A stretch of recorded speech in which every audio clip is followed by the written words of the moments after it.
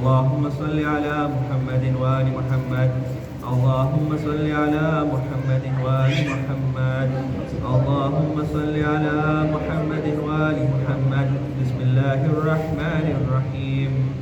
عن جابر بن عبد الله الأنصاري أنه قال عن فاطمة الزهراء عليها السلام بنت رسول الله صلى الله عليه وآله قال سمعت فاطمة أنها قالت دخل على أبي رسول الله في بعض الأيام فقال السلام عليك يا فاطمة.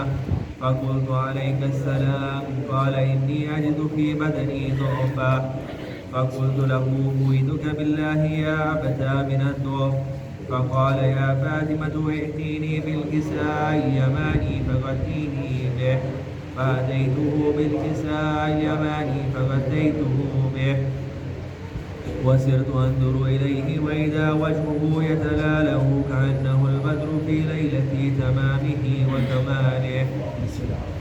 فما كانت إلا ساعة وإذا بولدي الحسن قد أقبل وقال السلام عليك يا أمّا. فقلت عليك السلام يا قرة عيني وثمرة فؤادي. فقال يا أمّا إني أشم عندك رائحة طيبة كأنها رائحة جدي رسول الله صلى الله عليه وآله. فقلت نعم إن جدك تحت الكساء. فأقبل الحسن نحو الكساء وقال السلام عليك يا جداه يا رسول الله. أتأذن لي أن أدخل معك تحت الكساء؟ فقال وعليك السلام يا ولدي ويا صاحب حوضي قد أذنت لك. فدخل معه تحت الكساء فما كانت إلا ساعة وإذا بولدي الحسين قد أقبل وقال السلام عليك يا أمّا. فقلت وعليك السلام يا ولدي ويا قرة عيني وثمرة فؤادي. فقال لي يا أمّا إني أشم عندك رائحة طيبة كأنها رائحة جدي رسول الله صلى الله عليه وآله. فقلت نعم إن جدك وافاك تحت الكساء. فدنا الحسين نحو الكساء وقال السلام عليك يا جداه. السلام عليك يا من اختاره الله. أتأذن لي أن أكون معكما تحت الكساء؟ فقال وعليك السلام يا ولدي ويا شافع أمتي قد أذنت لك. فدخل معهما تحت الكساء. فأقبل عند ذلك أبو الحسن علي بن أبي طالب وقال السلام عليك يا بنت رسول الله. فقلت وعليك السلام يا أبا الحسن ويا أمير المؤمنين. فقال يا فاطمة إني أشم عندك رائحة طيبة كأنها رائحة أخي وابن عمي رسول الله صلى الله عليه وآله. فقلت نعم ها وما ولديك تحت الكساء. فأقبل علي نحو الكساء وقال السلام عليك يا رسول الله. أتعذرني أن أكون معكم تحت الكساء؟ قال له وعليك السلام يا أخي ويا وسيي وخليفتي وصاحب لوائي قد أذنت لك. فدخل علي تحت الكساء ثم أتيت نحو الكساء وقلت السلام عليك يا أبتاه يا رسول الله. أتأذن لي أن أكون معكم تحت الكساء؟ قال وعليك السلام يا بنتي ويا بدعتي قد أذنت لك. فدخلت تحت الكساء فلما اكتملنا جميعا تحت الكساء أخذ أبي رسول الله بطرفي الكساء وأومى بيده اليمنى إلى السماء وقال اللهم إن هؤلاء أهل بيتي وخاصتي وحامتي لحمهم لحمي ودمهم دمي يؤلمني ما يؤلمهم ويحزنني ما يحزنهم. أنا حرب لمن حاربهم وسلم لمن سالمهم وعدو لمن آذاهم ومحب لمن أحبهم. إنهم مني وأنا منهم. فاجعل صلواتك وبركاتك ورحمتك وغفرانك ورضوانك علي وعليهم وأذهب عنهم الرجس وطهرهم تطهيرا.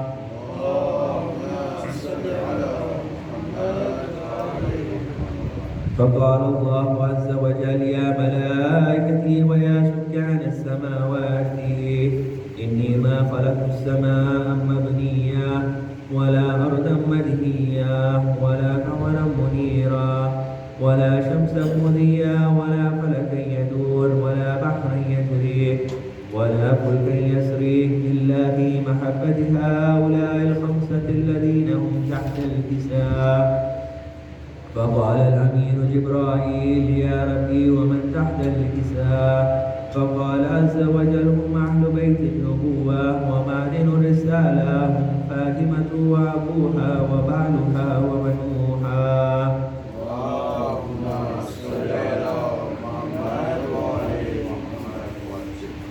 فقال جبرائيل يا ربي أتعلمني أن أحمد إلى الأرض ليكون معهم سادسا؟ فقال الله نعم قد أذنت لك. فهبط الأمين جبرائيل وقال السلام عليك يا رسول الله. العلي الأعلى يقرئك السلام ويخصك بالتحية والإكرام ويقول لك وعزتي وجلالي إني ما خلقت السماء مبنيا ولا أرضا مدهيا ولا قمرا منيرا ولا شمسا منيا ولا فلكا يدور ولا بحرا يجري ولا فلكا يسري إلا لأجلكم ومحبتكم وقد أذن لي أن أدخل معكم فهل تعذن لي يا رسول الله؟ فقال رسول الله وعليك السلام يا أمين وحي الله إنه نعم قد أذنت لك. فدخل جبرائيل معنا تحت الكساء فقال لأبي إن الله قد أوحى إليكم يقول إنما يريد الله ليذهب عنكم الرجس أهل البيت ويطهركم تطهيرا.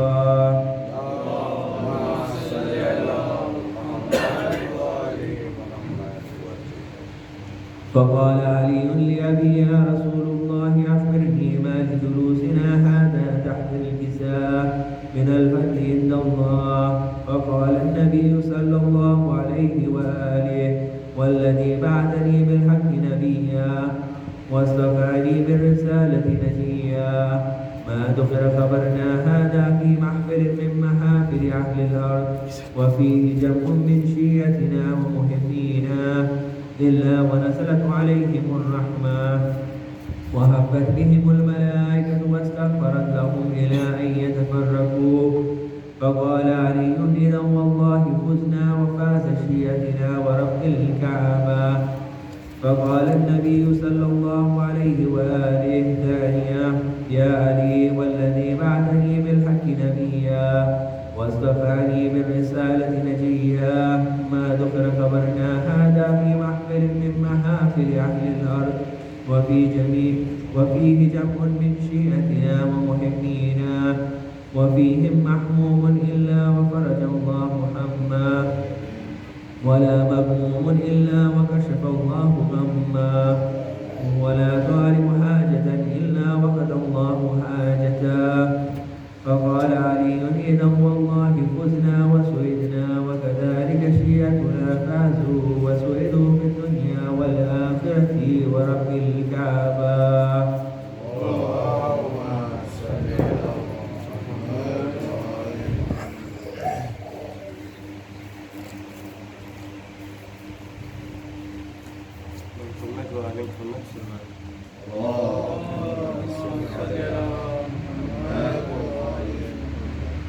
ماں کہتی تھی جلتے ہوئے جھولے سے لپٹ کر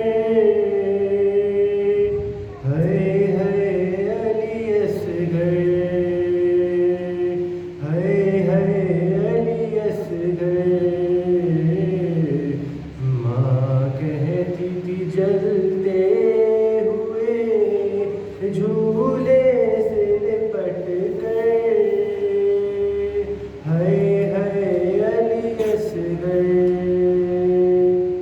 ظالم نے تجھے قبر سے اس طرح نکالا سینے پہ لگا جس گھڑی بیٹا تیرے نے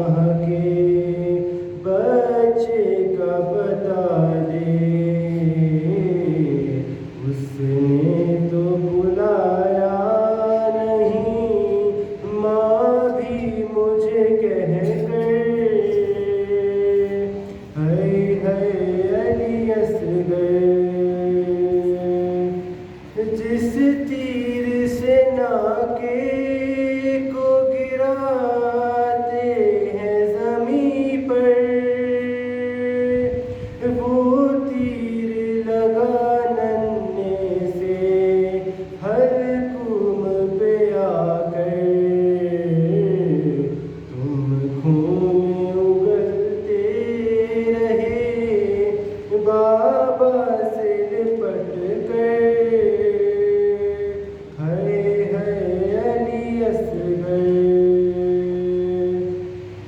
مجبور تھی گھر میں میرے پانی ہی نہیں تھا، ورنہ تو دھلا دیتی میں یہ خوں بھرا چہرہ، داری سے شکایت نہیں کرنا میری جا کر، ہائے ہائے علی اصغر، ہائے ہائے علی اصغر، محمد والا رسول اللہ۔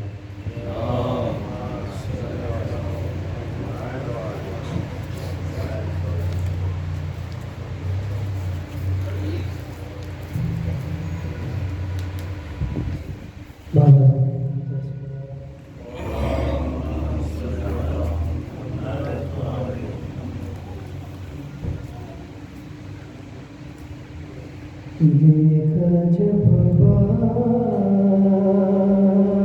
کا لاشا تو سکینہ روئی، دیکھا جب باپ کا لاشا تو سکینہ روئی، شمر نے مارا جو درہ، شمر نے مارا جو درہ تو سکینہ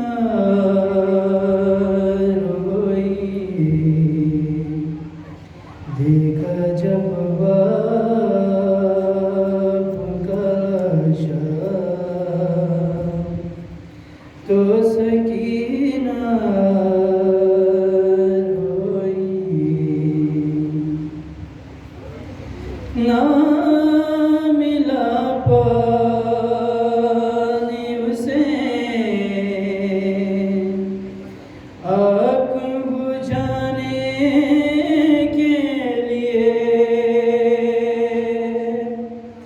نہ ملا پانی اسے آگ بجھانے کے لیے، جل گیا بائی کا جھولا، جل گیا بائی کا جھولا تو سکینہ روئی، دیکھا جب باپ کا لاشا تو سکینہ روئی، مار کر سید مظلوم کے ہونٹوں پہ چھڑی، مار کر سید مظلوم کے ہونٹوں پہ چھڑی، جب ہنسا حکیم کوفہ، جب ہنسا حکیم کوفہ سکینہ روئی دیکھا جب باپ کا لاشا تو سکینہ روئی چاہتی تھی کہ وہ لے آئے اسے خیمے میں چاہتی تھی کہ وہ لے آئے اسے خیمے میں باپ کا لاشا نہ اٹھایا باپ کا لاشا نہ اٹھایا تو سکینہ روئی دیکھا جب باپ کا لاشا تو سکینہ روئی قید میں سنتے ہوئے باپ کے سر سے لوری قید میں سنتے ہوئے باپ کے سر سے لوری زخمی ہونٹوں کو جو دیکھا زخمی ہونٹوں کو جو دیکھا تو سکینہ روئی دیکھا جب باپ کا لاشا تو سکینہ روئی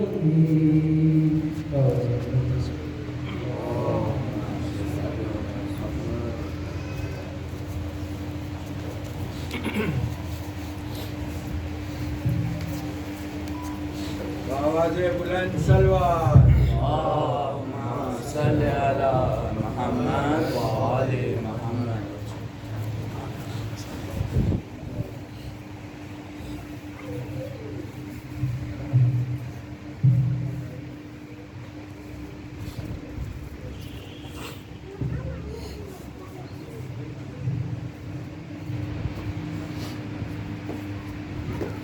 أعوذ بالله السميع العليم من الشيطان اللعين الرجيم بسم الله الرحمن الرحيم الحمد لله الذي هدانا لهذا وما كنا لنهتدي لولا أن هدانا الله لقد جاءت رسل ربنا بالحق ثم الصلاة والسلام والتحية والإكرام على الرسول المسدد والمصطفى الأمجد والمحمود الأحمد حبيب إله العالمين أبي القاسم محمد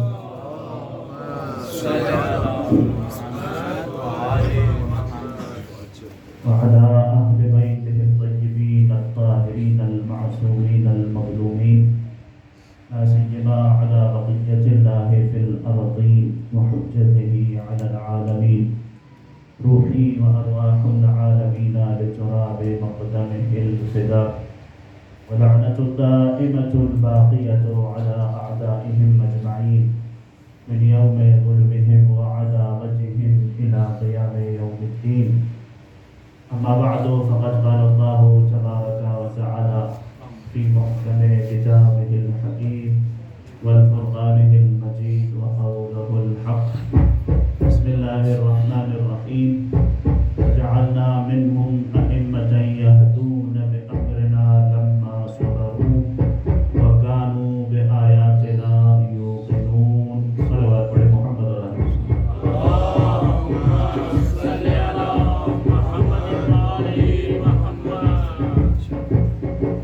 نعرے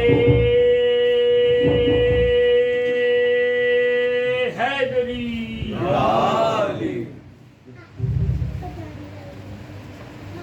پروردگار کا ایک مرتبہ پھر شکر ادا کرتے ہیں کہ فرش عزائے حسینی پر بیٹھ کر امام حسین کی عزاداری کو برپا کرنے کی توفیق عطا فرمائی۔ ویسے تو ایام عزا میں امام بارگاہوں میں بھی مجالس ہوتی ہیں، لیکن بہت سے لوگوں کی کوشش ہوتی ہے کہ اپنے اپنے گھروں میں بھی مجالس کو منعقد کیا جائے۔ اس کی ایک بہت بڑی وجہ یہ ہے کہ جہاں بھی مجلس حسینی ہو رہی ہے وہاں ائمہ اہل البیت علیہ السلام، شہزادی کونین اور امام زمانہ علیہ السلام تشریف لاتے ہیں۔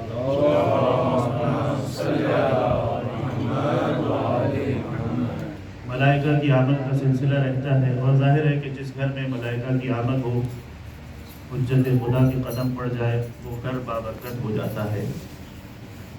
حدیث کا جملہ ہے کہ کسی مقام پر بھی اگر محمد اور آل محمد کا ذکر ہو تو وہاں پر ملائکہ نازل ہوتے ہیں، اور جو مومنین بیٹھ کر اس ذکر کو سن رہے ہوتے ہیں، اس میں مصروف ہوتے ہیں، ان کے ساتھ مصافحہ کرتے ہیں، ان کے ساتھ بیٹھ کر گفتگو کرتے ہیں، اور جب وہ مجلس ختم ہو جاتی ہے اور یہ ملائکہ دوبارہ سے آسمانوں کی جانب پلٹ کر واپس جاتے ہیں، تو آسمان پر رہنے والے ملائکہ سے جب ان کی ملاقات ہوتی ہے تو آسمان کے ملائکہ ان سے پوچھتے ہیں کہ تم کس مقام سے آ رہے ہو کہ تمہارے اندر سے ایسی خوشبو آ رہی ہے جو اس سے پہلے ہم نے کبھی نہیں سنی ہے۔ تو یہ ملائکہ کہتے ہیں کہ ہم زمین پر ہونے والے ذکر محمد اور آل محمد میں شریک تھے، وہاں سے ہم آ رہے ہیں۔ آسمان کے ملائکہ ان سے کہتے ہیں کہ اچھا اگر تم اس مقام سے آ رہے ہو تو ہمیں بھی اسی مجلس میں لے کر کے جاؤ جہاں پر تم موجود تھے۔ مجلس حسینی میں شریک ہونے والے ملائکہ کہتے ہیں کہ وہ مجلس تو ختم ہو گئی، محفل برخاست ہو گئی، فرش اعضاء کو اٹھا لیا گیا ہے، مومنین وہاں سے اٹھ کر کے چلے گئے ہیں۔ تو اب آسمان کے ملائکہ کا جواب سنیے، وہ کہتے ہیں کہ اگر فرش اعضاء اٹھ گئی ہے، مومنین اپنی جگہ سے تشریف لے جا چکے ہیں، تو کیا ہوا؟ وہ زمین کا ٹکڑا تو وہاں موجود ہے جہاں پر عزادار بیٹھے تھے اور ذکر حسین کو سن رہے تھے۔ ہم بھی وہیں پر جائیں گے اور وہاں جا کر کے اپنے پروں کو اس مقام سے مس کریں گے کہ جہاں پر عزادار بیٹھے تھے، جہاں پر عزاداروں نے اپنی جوتیوں کو اتارا تھا۔ تو انسان اس مقام کو سمجھے کہ یہ کوئی معمولی عبادت نہیں ہے، اور ظاہر ہے کہ اس کے ذریعے سے وہ مقام بہت بابرکت ہو جاتا ہے کہ جہاں پر یہ عبادت انجام پا رہی ہو۔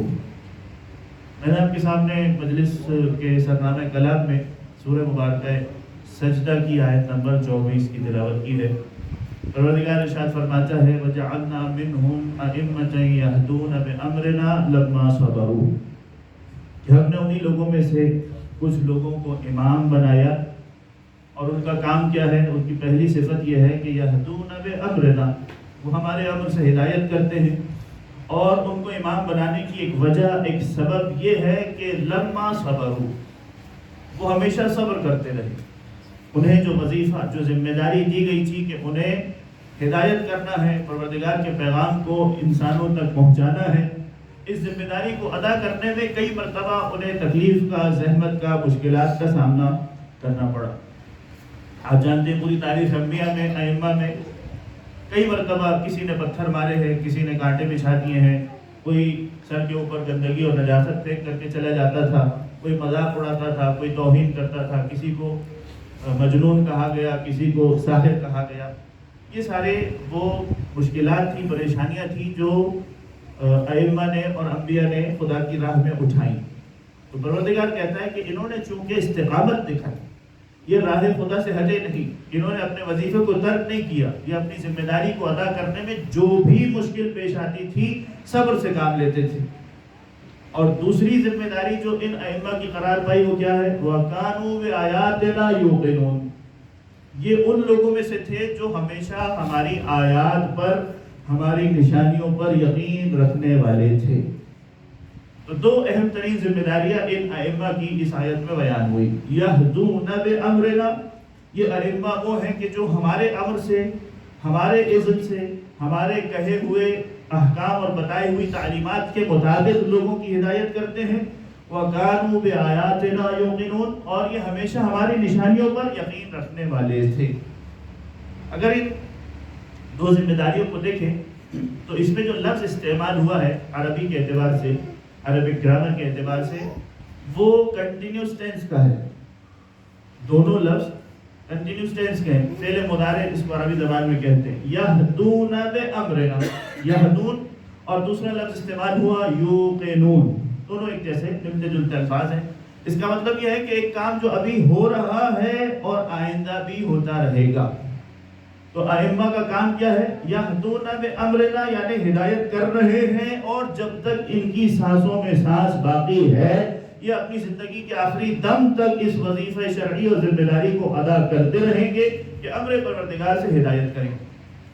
اور اسی طرح سے کانوا بآیاتنا یوقنون، کوئی زندگی کا مرحلہ، کوئی لمحہ ایسا نہیں آئے گا کہ جس میں انہیں ہماری آیات اور نشانیوں کے بارے میں شک ہو جائے۔ یہ ابھی بھی ہماری نشانیوں اور آیات کے بارے میں یقین رکھتے ہیں اور ہمیشہ یقین رکھیں گے۔ اور ان دو نشانیوں کو اگر ہم دیکھیں تو یہ امام حسین علیہ السلام کے حوالے سے پوری ہوتی ہوئی نظر آتی ہیں۔ اگر آپ اس زیارت کے الفاظ کو پڑھیں جو چہلم کے روز، اربعین کے روز چھٹے امام نے امام حسین علیہ السلام کے لیے تعلیم دی ہے، تو اس میں ہمیں نظر آتا ہے کہ چھٹے امام جب اپنے جد امام حسین علیہ السلام کو سلام کرتے ہیں تو کیا کہتے ہیں؟ اللہم انی اشہد انہ ولیک وابن ولیک، اے مولا حسین، اے آقا حسین، میں گواہی دیتا ہوں، اللہ کو گواہ کر کے کہتا ہوں کہ آپ خود بھی اللہ کے ولی ہیں اور آپ کے بابا بھی اللہ کے ولی تھے۔ وَمَنَحَ النُّصْحَ، اور میں گواہی دیتا ہوں کہ آپ نے پورے خلوص کے ساتھ اپنی ذمہ داری کو ادا کیا۔ نصح عربی زبان میں کہتے ہیں خلوص کو۔ نصیحت ایک لفظ ہے، اردو میں استعمال ہوتا ہے، اس کا اصلی معنی، لغوی معنی، جو گرامیٹیکل معنی ہے وہ کیا ہے کہ یہ ہمیشہ خلوص کے ساتھ اپنے کام کو انجام دیتا ہے، اس کے لیے کوئی غرض، کوئی مقصد سامنے نہیں ہوتا، یہ اللہ کی خاطر اپنے کام کو انجام دیتا ہے۔ وَبَذَلَ مُحْجَتَهُ، اور اے مولا حسین میں گواہی دیتا ہوں کہ آپ نے اپنے خون کے آخری قطرے تک کو قربان کیا، لِيَسْتَنْقِذَ عِبَادَكَ مِنَ الْجِهَالَةِ وَحَيْرَةِ الضَّلَالَةِ، مقصد کیا تھا؟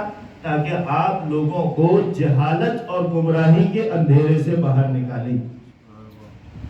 یہ ہدایت کی ذمہ داری تھی جو آقا حسین اپنے خون کے آخری قطرے تک انجام دیتے رہے۔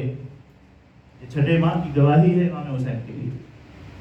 لہذا ائمہ نے اپنی زندگی کے آخر تک اس کام کو انجام دیا، کبھی اپنے وظیفے سے پیچھے نہیں ہٹے، خلوص کے ساتھ، چاہے کتنی ہی مشکلات اور کتنی ہی زحمتوں کو اٹھانا پڑے، اپنے کام سے پیچھے نہیں ہٹے۔ اس کے علاوہ دوسری چیز جو اس آیت میں بیان ہوئی ائمہ کی علامت اور نشانی کے طور پر، وہ کیا ہے؟ یہدون بامرنا، یہ ہمارے امر سے لوگوں کی ہدایت کرتے ہیں، ہمارے امر سے، یعنی پروردگار نے جو امر کیا ہے، پروردگار نے جیسی تعلیمات ان کو دی ہے ویسی ہی تعلیمات لوگوں تک پہنچاتے ہیں، اپنی مرضی اور خواہش کو آگے نہیں کرتے، نہ لوگوں کی خواہش اور ان کے ارادے کے مطابق کوئی کام کرتے ہیں کہ میں وہ کام کروں جس کی وجہ سے لوگ مجھ سے خوش ہو جائیں، ایسا حکم جاری کروں جس کی وجہ سے لوگ مجھ سے راضی ہو جائیں۔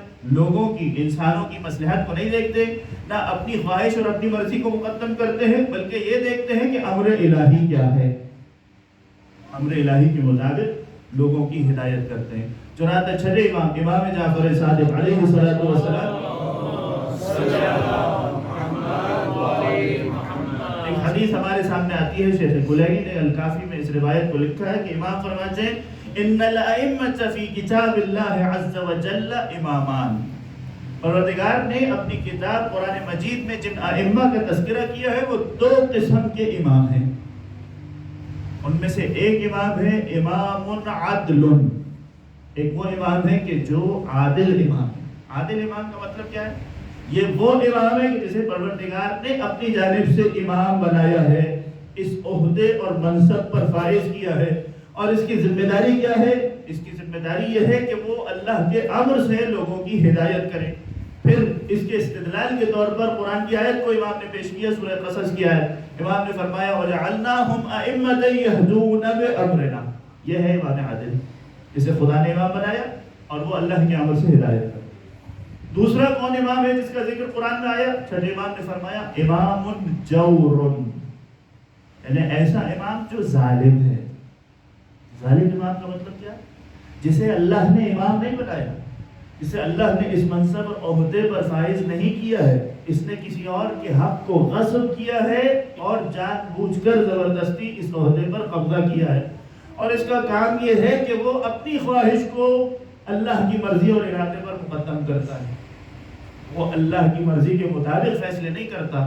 اور اس کا ذکر قرآن مجید میں کہاں آیا؟ چھٹے امام نے فرمایا وَجَعَلْنَاهُمْ أَئِمَّةً يَدْعُونَ إِلَى النَّارِ، کہ کچھ ایسے بھی امام ہوتے ہیں کہ جن کا کام اللہ کے امر سے ہدایت کرنا نہیں ہے، وہ لوگوں کو گمراہ کرتے ہیں، وہ لوگوں کو بہکاتے ہیں، زبردستی امامت پر قبضہ کیا ہوا ہے، اور یہ وہ لوگ ہیں جو اللہ کو جہنم، انسانوں کو جہنم کی آگ کی طرف لے کر کے جاتے ہیں۔ یدعون الی النار، انہیں دعوت دے رہے ہیں، انہیں لے کر کے جا رہے ہیں اپنے ساتھ گھسیٹ کر جہنم کی آگ کی طرف۔ چنانچہ یہ دو قسم کے امام ہیں، جو حق کا امام ہوگا، جو عادل امام ہوگا، جو اللہ کی طرف سے نمائندہ الہی ہوگا، اس کا کام ہمیشہ یہ ہے کہ اللہ کے امر سے ہدایت کرے۔ اب اگر آپ دیکھنا چاہتے ہیں تاریخ میں کوئی مثال کہ ائمہ اللہ کے امر سے کس طرح ہدایت کا کام کرتے تھے اور لوگوں کو راہ راست پر لے کر کے آتے تھے، تو سنیے ایک مثال۔ ایک کتاب ہے جس کا نام ہے خصائص الائمہ، اور یہ کتاب لکھی ہے سید رضی نے، جو صاحب نہج البلاغہ بھی ہیں، جس میں انہوں نے امام علی علیہ السلام کے خطبات اور حکمت آمیز کلمات اور خطوط کو جمع کیا ہے۔ لیکن نہج البلاغہ کو لکھنے سے پہلے انہوں نے اس کتاب کو لکھا خصائص الائمہ۔ اس میں ائمہ کے فضائل، مناقب، معجزات کو ذکر کیا، اور کتاب کے آخر میں کچھ کلمات کو جو حکمت آمیز تھے ان کو مولا کے ذکر کیا۔ جب یہ کتاب لوگوں کے سامنے آئی اور اس میں لوگوں نے ان حکمت آمیز کلمات کو پڑھا تو بڑے خوش ہوئے، انہیں بہت اچھا لگا، انہیں اپنی زندگی میں چینج محسوس ہوا، انہوں نے اپنے اندر اصلاح اور تبدیلی محسوس کی۔ چنانچہ سید رضی سے خواہش ظاہر کی ہے کہ آپ نے ان کلمات کو اس کتاب میں جمع کیا، لیکن یہ بہت مختصر ہے، بہت تھوڑی تعداد میں ہے، تو امام کے تو بہت سارے ایسے کلمات ہیں، بہت سارے خطبات ہیں، لہذا آپ ایک اور کتاب لکھیے جس میں مکمل طور پر امام علی علیہ السلام کے خطبات اور ان کے حکمت آمیز کلمات کو جمع کیجیے۔ لوگوں کی ڈیمانڈ پر، لوگوں کے مطالبے پر سید رضی نے بعد میں نہج البلاغہ کو کمپائل کیا۔ اب جو میں قصہ آپ کے سامنے نقل کر رہا ہوں، یہ ان کی پہلی کتاب خصائص الائمہ سے۔ دو شخص ہیں، ایک وہ ہے جو علی کا چاہنے والا ہے، علی کا شیعہ ہے، اور دوسرا ہے خارجی ناصبی جو علی کا دشمن ہے، علی کو اپنا امام نہیں مانتا۔ ان دونوں میں جھگڑا ہو گیا، آپس میں لڑ رہے، کسی بات پر نزاع ہو گیا، اختلاف ہو گیا۔ طے یہ ہوا کہ ہم چلتے ہیں علی کے پاس اور جا کر اپنے معاملے کا فیصلہ کرواتے ہیں۔ اور آپ سب جانتے ہیں کہ مسجد کوفہ میں ایک مقام ہے کہ جہاں مولا علی اپنے زمانے خلافت میں بیٹھ کر لوگوں کے درمیان فیصلے کیا کرتے تھے، جسے دقت القضاء کہا جاتا ہے، قضاوت کا چبوترا، ٹھیک ہے، جہاں پر لوگ آتے تھے اپنے مسئلے حل کروانے کے لیے۔ اب امام وہاں بیٹھے ہوئے، یہ دونوں آ گئے، اور آنے کے بعد انہوں نے اپنا معاملہ مولا علی کی خدمت میں پیش کیا۔ امام کون ہوتا ہے؟ اس آیت قرآنی کے مطابق امام وہ ہوتا ہے جو امر الہی سے فیصلہ کرے۔ اب مولا کائنات نے ان کے درمیان فیصلہ کیا امر الہی سے، جو پروردگار کا حکم تھا۔ اتفاق سے فیصلہ علی کے چاہنے والے کے حق میں ہو گیا۔ علی نے یہ تو نہیں دیکھا کہ میرا شیعہ کون ہے، میرا چاہنے والا کون ہے، مجھے کون امام مانتا، امر الہی کو دیکھا، اس کے مطابق فیصلہ کیا، لیکن فیصلہ شیعہ کے حق میں ہو گیا۔ اب وہ جو ناصبی تھا، خارجی تھا، جو علی کا دشمن تھا، وہ بگڑ گیا اور غصے میں جھنجلا کر کہنے لگا کہ یا علی ما عدلت فی القضیہ ولا حکمت بالسوء، آپ نے اس معاملے میں عدالت سے فیصلہ نہیں کیا اور ہم دونوں کے درمیان برابری رکھتے ہوئے حکم کو جاری نہیں کیا، آپ نے طرفداری کی ہے، آپ نے جانبداری کی ہے اپنے شیعہ اور اپنے چاہنے والے کے لیے، اور اسی لیے آپ نے اس کے حق میں فیصلہ کیا۔ اب مولا نے اسے سمجھایا، کس طرح سمجھایا امام نے اپنی انگشت مبارک کو بلند کیا، اس کی طرف اشارہ کیا اور ایک جملہ کہا، اخسا یا عدو اللہ، اے اللہ کے دشمن میرے سامنے پست ہو جا، ذلیل ہو جا، چھٹ جا۔ اس جملے پر آپ نے غور کیا؟ مولا نے جو لفظ استعمال کیا وہ کیا ہے؟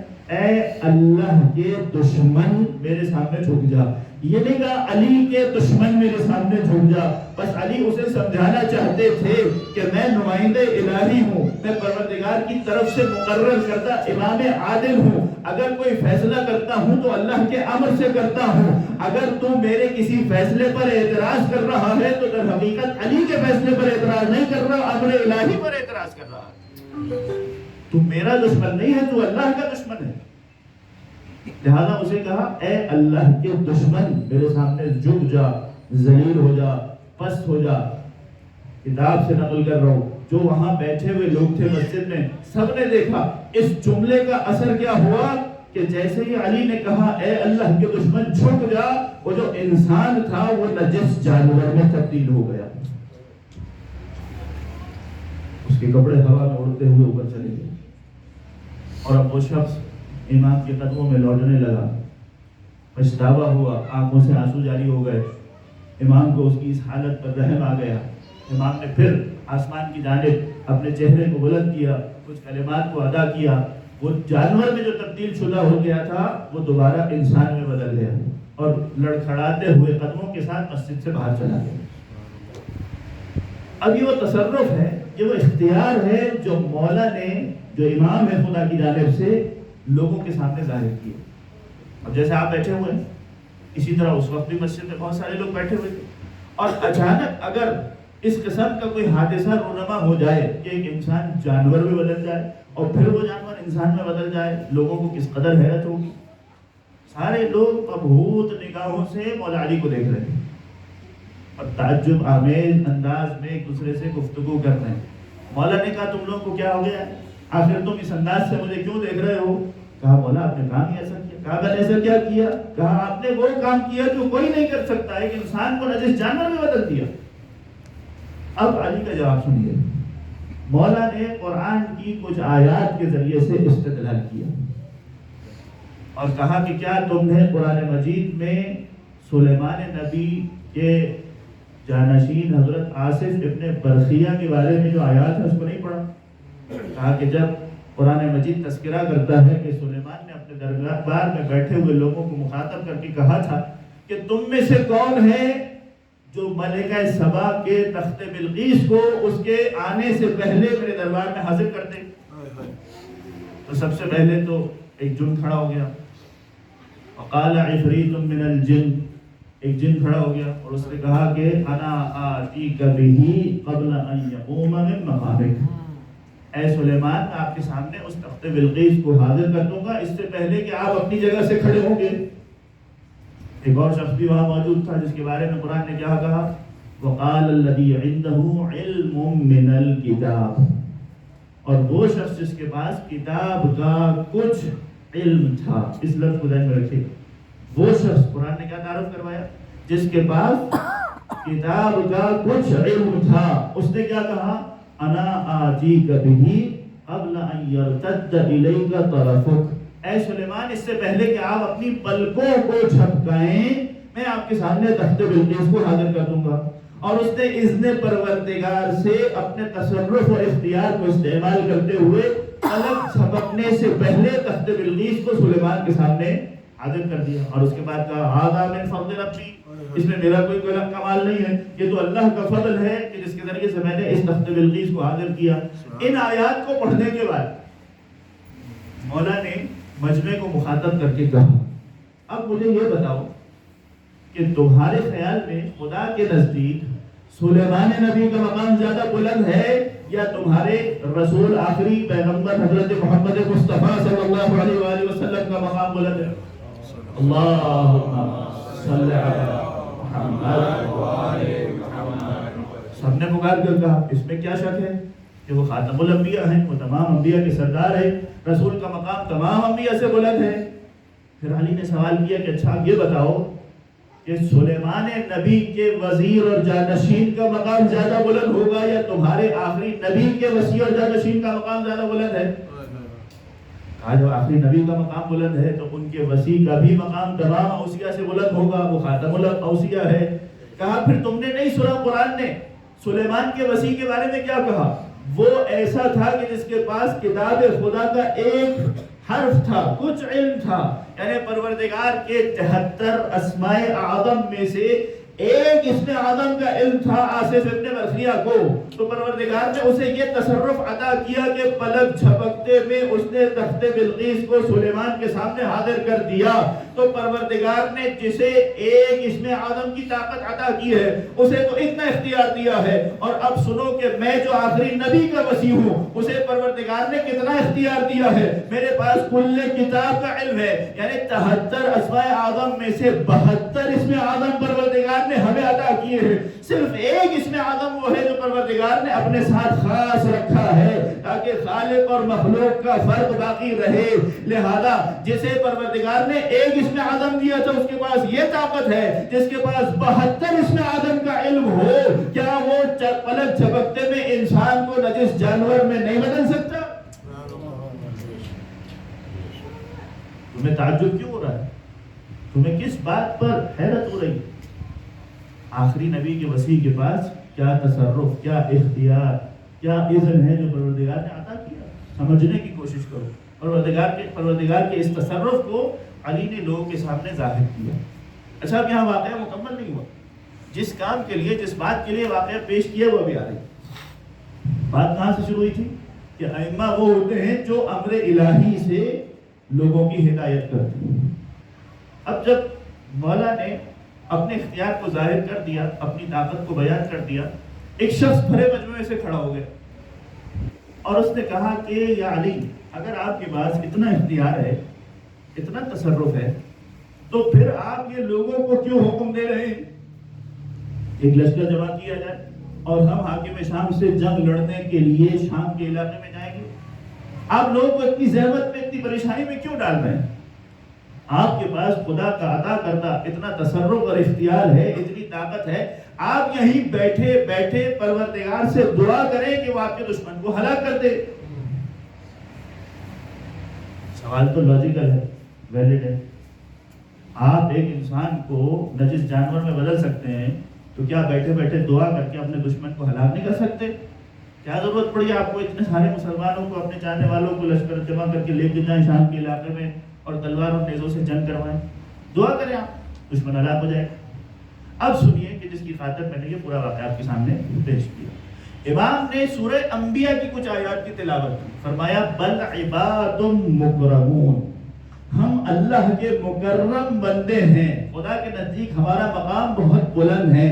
لا یسبقونہ بالقول، لیکن ہم مکرم ہونے کے باوجود اللہ کے قول سے سبقت نہیں کرتے، اپنی مرضی نہیں چلاتے، اپنے ارادے کو خدا کے ارادے پر مقدم کر کے خود سے اقدام نہیں کرتے، بل بے امر ہی یعملون، جو اللہ کا امر ہوتا ہے اسی کے مطابق عمل کیا کرتے۔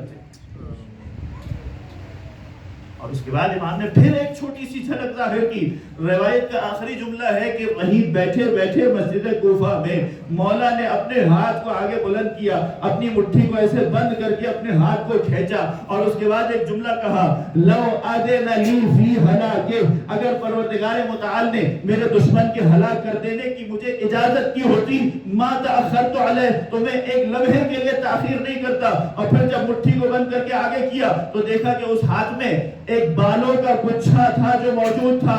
اسی دن شام کے علاقے سے خبر آئی، جب علی نے مٹھی کو بند کر کے بالوں کے گچھے کو کھینچا تھا، اسی دن حاکم شام اپنے ممبر سے منہ کے بل زمین پر گر پڑا تھا، بے ہوش ہو گیا تھا۔ جب ہوش میں آیا تو اس کے سر اور داڑھی کے بال اکھڑے ہوئے تھے، سلامت نہیں تھے۔ امام نے کہا کہ ہم اپنی مرضی سے اقدام نہیں کرتے، پروردگار کے امر کے آگے سبقت نہیں کرتے۔ اگر اللہ کا امر ہو، اذن ہو، تو ہم لمحے بھر کی تاخیر نہیں کریں گے۔ جیسا پروردگار اذن دے گا، جیسا پروردگار اختیار دے گا اور اجازت دے گا، ویسا کریں گے۔ امام کا کام ہی ہوتا ہے۔ امام اپنی مرضی سے نہیں چلتا. لہذا یہی روک کر آپ کو ایک اور سوال کا جواب پیش کر دوں. اب جو ہمارے سامنے نوجوان اور بچے بیٹھے ان کی خاطر اس سوال کو پیش کر رہا ہوں. واقعی کربلا سے متعلق ایک سوال جو بار بار ہمارے یوتھ اور بچوں کے ذہن میں آتا ہے اور یہ مخالفین کی طرف سے اعتراض کی شکل میں پیش بھی کیا جاتا ہے کہ اتنے سارے اصحاب رسول جو رسول کے آخری وقت میں موجود تھے، کیسے ہو سکتا ہے کہ یہ سب کے سب رسول کے خاندان کے مخالف ہو جائیں، ان کے دشمن ہو جائیں اور وہ سب کے سب کربلا کے میدان میں اسی رسول کے نواسے کو مل کر قتل کرتے ہیں. اب دیکھیں رسول کی وفات کب ہوئی؟ 11 ہجری. واقعی کربلا کب پیش آیا؟ 61 ہجری میں. یہ 50 سال کا ڈفرنس ہے. جب غدیر کا واقعہ پیش آیا تھا 1,24,000 یا 25,000 کی تعداد تھی جو رسول کے ساتھ موجود تھے اور وہ سب اپنی دانش میں رسول کے پر اپنی جانوں کو نچھاور کرنے کے لیے تیار. یہ سب جو اتنے چہنے والے ہیں رسول کے، 50 سال کے اندر 50 ایئرز کے اسپین میں اتنا چینج کیسے آ گیا کہ جس رسول کے اوپر اپنی جان نچھاور کرنے کے لیے تیار ہے، اس کی خدمت کرنے کے لیے تیار ہے، یہی سب اسی رسول کے نواسے کو قتل کرتے ہیں. ان کے گھر کی خواتین کو اسیر بنائے، ان کو پانی تک نہ دیا جائے. یہ ایک اعتراض ہے جو دشمنوں کی طرف سے ہمارے سامنے پیش ہوتا ہے. اچھا اب ہم تو سوچ رہے ہیں یہ 50 سال. جواب اس کا یہ ہے کہ یہ 50 سال کا مسئلہ نہیں ہے. تبدیلی تو اسی وقت ہوئی تھی کہ جب رسول کی آنکھ بند ہوئی تھی اور رسول نے جسے اپنا خلیفہ معین کیا تھا انہیں اس کے حق سے محروم کر دیا گیا. وہیں سے پتہ چل گیا تھا کہ کون رسول کے ساتھ ہے، کون رسول کے مخالف ہے. چنانچہ آپ جب زیارت عاشورہ میں ان پر لعنت کرتے ہیں جنہوں نے آل رسول پر ظلم کیا، خلی کا نام آتا ہے، شبر کا نام آتا ہے، ابن زیاد کا نام آتا ہے، تو ساتھ میں ان پر بھی لعنت کی جاتی ہے جنہوں نے اس ظلم کی بنیاد رکھی ہے. یہ سمجھنے کی ضرورت ہے ہمارے بچوں کو. اور اس کی دلیل اگر میں آپ کے سامنے پیش کروں، خود جس نے اس کام کا آرڈر دیا ہے اور جس کی وجہ سے یہ سارا واقعہ پیش آیا، اس کی زبانی آپ اقرار سنیے کہ وہ خود اس واقعے کے بارے میں کیا کہہ رہا ہے. یزید ملعون. اب میں کوئی مسائل کی روایت نہیں پڑھ رہا، دلیل پیش کر رہا ہوں. اور یہ وہ دلیل ہے یا یہ وہ جملے ہیں کہ جسے اہل سنت علماء نے اپنی کتابوں میں لکھے ہیں اور اسی کو دلیل قرار دیا ہے اس بات پر کہ یزید قابل لعنت ہے، وہ مرتد بھی ہے، اس کا اس دین سے کوئی تعلق نہیں. جب اہل حرم کی خواتین بچوں کو اسیر کر کے شام لے جایا گیا، داخلہ ہو رہا ہے شام کے شہر میں، باب جیرون سے اہل حرم کا قافلہ داخل ہوا اور اس منظر کو یزید اپنے محل کی چھت سے کھڑکی سے کھڑے ہوئے دیکھ رہا. باب جیرون وہی ہے کہ جسے بعد میں باب الساعات کہا گیا، اس لیے کہ اہل حرم کو وہاں کئی گھنٹوں تک کھڑا کیا گیا.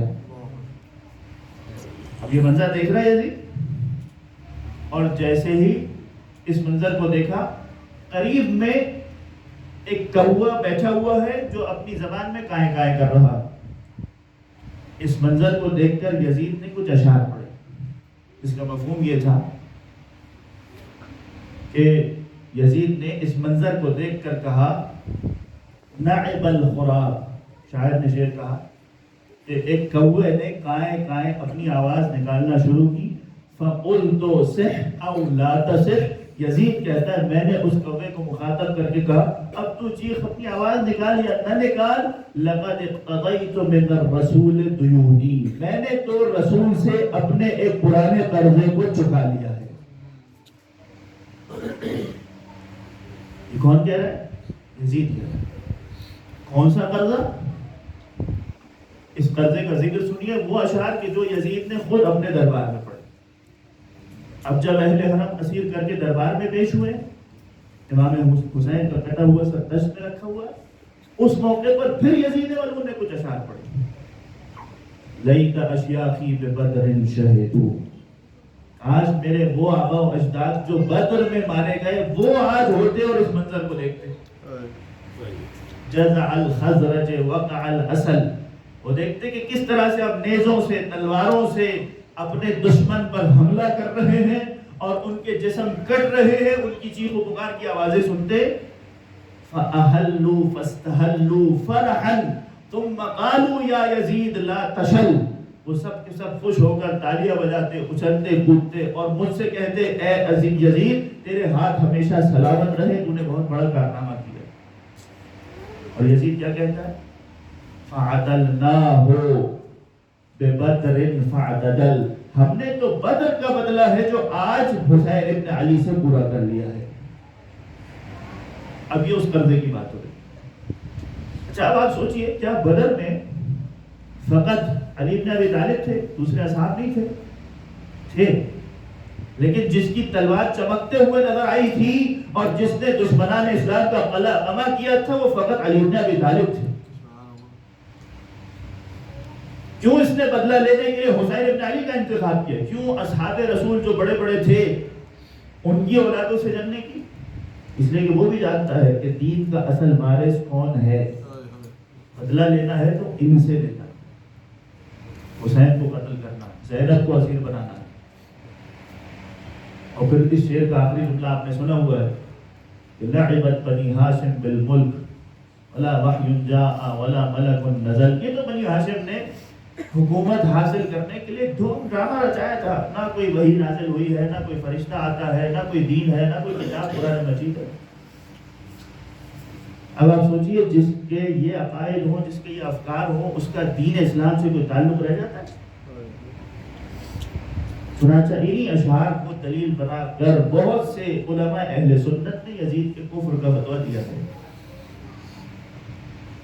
یہ تو وہ اینگل ہو گیا، وہ جہت فرخ ہو گیا کہ جو دشمن کی طرف سے ہمارے سامنے آئے کہ واقعہ کربلا کیوں پیش آیا، اس کی بنیاد کہاں سے ہے، اس کا تعلق کب سے ہے۔ اور اگر آپ ہمارے زاویے سے دیکھیں کہ حسین ابن علی کربلا کے میدان میں کیوں گئے، کیوں شہادت اور قربانی پیش کی، تو میں کل بھی ایک روایت عرض کر چکا ہوں کہ امام حسین علیہ السلام کی جب ولادت ہوئی ہے اس وقت سے بتا دیا گیا، فرشتے نے آ کر کے خدا کی طرف سے اعلان کر دیا اب وہ رسول کا نواسہ پیدا ہو گیا ہے کہ جسے 3 دن کا بھوکا پیاسا شہید کیا جائے۔ ابھی حسین کی ولادت بھی نہیں ہوئی ہے، اس سے پہلے ہی یہ پیشن گوئی کر دی گئی ہے کہ حسین ابن علی نے شہید ہونا۔ وہ جو ہم اپنے بزرگوں سے، اپنے آباء و اجداد سے ایک جملہ سنتے تھے نا، شاید اشعار میں بھی اس قسم کے جملے پڑھے جاتے تھے کہ حسین ابن علی جب کربلا کی طرف چلے ہیں، مدینے سے نکلے ہیں، تو اپنے نانا رسول خدا سے طفلی کا کیا ہوا وعدہ ہے جو حسین نے پورا کیا۔ یہ کون سا وعدہ ہے؟ آپ جائیے مفاتیح الجنان میں شیخ عباس قمی 3 شعبان کے اعمال نکالیے، اس میں آپ کو ایک دعا نظر آئے گی امام حسن عسکری علیہ السلام سے منسوب، اللہم صلی علی محمد۔ امام نے اپنے ایک صحابی کو حکم دیا کہ 3 شعبان وہ دن ہے جب ہمارے جد حسین ابن علی کی ولادت ہوئی ہے، امام حسین کا واسطہ دے کر اس دعا کو پڑھو اور اپنے پروردگار سے حاجت طلب کرو، تمہاری حاجت پوری ہو جائے گی۔ اس دعا میں امام نے کیا فرمایا؟ فرمایا الموعود بشہادتہ قبل استحلالہ وولادتہ۔ یہ حسین وہ ہے کہ ابھی ان کا وجود بھی نہیں تھا، ان کا نور بھی پیدا نہیں ہوا تھا، ان کی ولادت بھی نہیں ہوئی تھی، اس سے پہلے ان سے شہادت کا وعدہ لے لیا گیا تھا۔ تو یہ شہادت تو بہت پہلے سے ہے۔ اور اب آئیے کافی کی روایت، بس آخری دلیل پیش کرو۔ شیخ کلینی نے کتاب الحجت ایک پورا باب قرار دیا ہے جس میں مختلف روایت۔ باب کا عنوان کیا ہے؟ ٹاپک، ٹائٹل، ان الائمۃ علیہم السلام لم يفعلوا شیئا ولا يفعلونه الا بامر اللہ۔ ائمہ کا کام یہ ہے کہ وہ اللہ کے امر کے علاوہ کوئی کام نہیں کرتے۔ وہی جو میں نے قرآن کی آیت آپ کی خدمت میں پیش کی، اور اس میں چھٹے امام جعفر صادق علیہ السلام سے روایت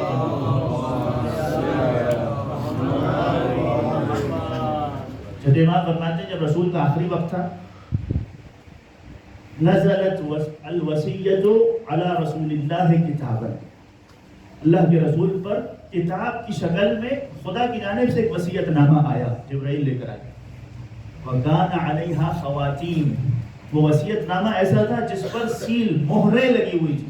آپ سیل سمجھتے ہیں کچھ ایسے کانفیڈینشیل ڈاکیومنٹس ہوتے ہیں کہ جس پر سیل لگی ہوئی ہوتی ہے اور اس کو کسی اور کو کھولنے کی اجازت نہیں ہوتی. جس کے نام پر ہے وہی توڑے گا, وہی کھولے گا, اور اس کے لیے خاص میسج ہے. یہ وصیت نامہ تھا جس کے اوپر 12 مہریں لگی ہوئی تھی, جس میں ہر امام کے نام پر حکم تھا کہ ہر امام نے اس سیل کو توڑنا ہے, کھول کر دیکھنا ہے کہ پروردگار کی جانب سے ان کے لیے کیا حکم ہے. اپنے دور امامت میں اسی انداز سے انہوں نے زندگی بسر کرنی. اب جب امام حسین کا دور امامت آیا, اس مہر کو کھولا, کیا پیغام ہے حسین ابن علی کے نام پر؟ چھٹے امام فرمانے کافی کی روایت ہے. کہا قاتل, اے حسین آپ کے لیے امر یہ ہے کہ آپ نے جنگ کر دی. ان اقتل, آپ خود بھی جنگ کیجئے. وتقتل, اور جب آپ ایک قوم کے ساتھ, ایک جماعت کے ساتھ, اپنی اصحاب کے ساتھ جہاد کے لیے جائیں گے, تقتل, تو آپ سب کے سب قربان ہو جائیں گے, شہید ہو جائیں گے. اب آپ مجھے بتائیے کہ جب پروردگار کی جانب سے امر آ چکا ہے حسین ابن علی کے لیے کہ آپ کی ذمہ داری ہی یہ ہے کہ آپ نے شہادت کے لیے جانا ہے, تو کیا حسین اس کے علاوہ کوئی کام کریں گے؟ یہ امر الہی ہے, اور امام امر الہی کے علاوہ کوئی قدم اپنی مرضی سے نہیں اٹھاتا. چنانچہ شہادت پروردگار کی جانب سے ایک عہد ہے جو حسین ابن علی کے لیے بھیجا گیا ہے. حسین ابن علی اپنے اس وظیفے کو انجام دیتے ہوئے کربلا کے میدان میں شہید ہوئے. لیکن ہم جو گریہ کرتے ہیں, ہم جو ماتم کرتے ہیں, وہ اس خاطر ہے کہ حسین ابن علی پر, ان کے خاندان پر, ان کے بچوں پر وہ ظلم و ستم ہوا ہے جو کائنات میں کسی ہستی پر نہیں ہوا ہے. چھوٹے چھوٹے بچے کربلا سے کوفہ, کوفہ سے شام, اس طرح سے ان سواریوں کو دوڑایا جاتا تھا. بچے اچھل اچھل کر ان سواریوں سے صحرا کی زمین پر گرتے جاتے تھے, اور حکم یہ تھا کہ ان سواریوں کو روکا نہ جائے, انہی بچوں کے اوپر سے ان سواریوں کو گزار دیا.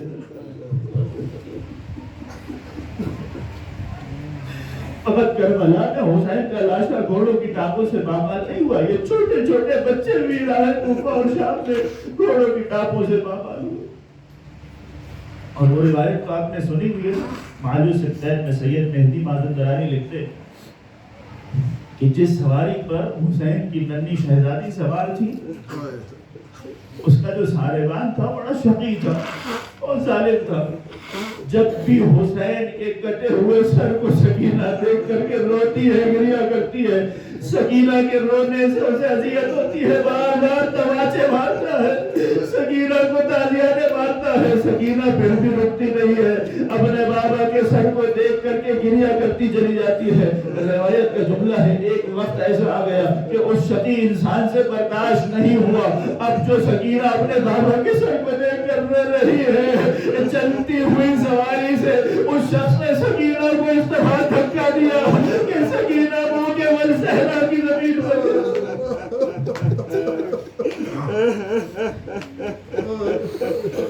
یہ وہی سکینہ ہے جو تازیانے بھی کھاتی رہی ہے, تماچے بھی کھاتی رہی ہے. ہم اور آپ بیٹھ کر کے حسین کے مسائل پر گریہ کرتے, کوئی ہمیں تماچے تو نہیں مارتا ہے, کوئی ہمیں تازیانے تو نہیں برساتا ہے. یہ حسین کے ننھے ننھے بچے ہیں, ارے روتے ہیں تو تازیانے کھاتے ہیں, کبھی سروں پر نیزے کی نیچ ہو جاتی.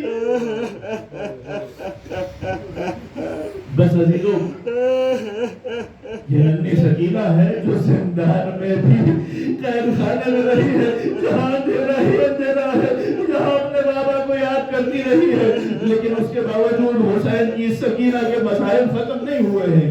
ایک کتاب ہے جس کا نام ہے موسوعہ کربلا. آج سے کئی سو سالوں پہلے کا واقعہ ہے. ایک شخص ہے سید ابراہیم دمشقی, وہ کہتا ہے میرے خواب میں ایک مرتبہ حسین کی سکینہ نے آ کر مجھ سے شکایت کی اے سید میری قبر میں پانی آ گیا ہے، میری قبر کی اصلاح کر دو، اس پانی سے مجھے بہت تکلیف ہو رہی ہے۔ سید کی آنکھیں کھل گئی، انہوں نے جا کر اس وقت کے شہر کے حاکم کو اطلاع دی، بہت سارے بزرگوں کو علماء کو جمع کیا گیا، سکینہ کی قبر کو کھولنے کا انتظام کیا گیا۔ اب جو قبر کو کھولا گیا ایسا لگا کہ قبر بالکل تازہ ہے، ابھی ابھی انہیں دفنایا گیا ہے۔ سید ابراہیم سکینہ کے جنازے کو لے کر گود میں بیٹھے رہے، 3 دن تک اس قبر کی اصلاح ہوتی رہی۔ 3 دن کے بعد دوبارہ سے سکینہ کو اس قبر میں داخل کیا گیا، لیکن تاریخ کے جملے ہیں کہ جب دفنا دیا گیا کیا منظر سید ابراہیم نے دیکھا مجھے نہیں معلوم۔ 3 دن کے اندر اندر سید ابراہیم کی وفات ہو گئی، وہ اس دنیا سے رخصت ہو گئے۔ ارے سکینہ کے جسم پر کیا نشانات تھے، کیا تازیانوں کے نشان تھے، چہرے پر تماچوں کے نشان تھے۔ 3 دن میں اتنی اذیت طاری ہوئی، اتنا غم طاری ہوا، سید ابراہیم دمشقی اس دنیا سے الا لعنت اللہ علی القوم الظالمین وسيعلم الذين ظلموا آل محمد أيام ينقلبون۔ پروردگارا ہماری اس عبادت کو اپنی بارگاہ میں قبول و منظور فرما، حاضرین محفل کی تمام جاتی شرعی حاجات کو پورا فرما۔ پروردگار ہمارے گناہ کبیرہ اور صغیرہ کی مغفرت فرما، ہمارے مرحومین کی مغفرت فرما۔ خداوندہ علوم اہل بیت کو سیکھنے، اس پر عمل کرنے، دوسروں تک پہنچانے کی توفیق عطا فرما۔ جو پریشان حال ہیں ان کی پریشانیوں کو دور فرما۔ اہل بیت کے چاہنے ماننے والوں جہاں بھی آباد ہیں ان سب کی جان، مال، عزت اور آبرو کی حفاظت فرما۔ قلب مقدس امام زمانہ کو ہم سے راضی اور خوشنود فرما، ان کے ظہور میں تعجیل فرما، ہم سب کو ان کے اعوان اور انصار میں شمار فرما۔ ربنا تقبل منا انك انت السميع العليم وتب علينا انك انت التواب الرحيم برحمتك يا ارحم الراحمين۔ یا حسین یا حسین یا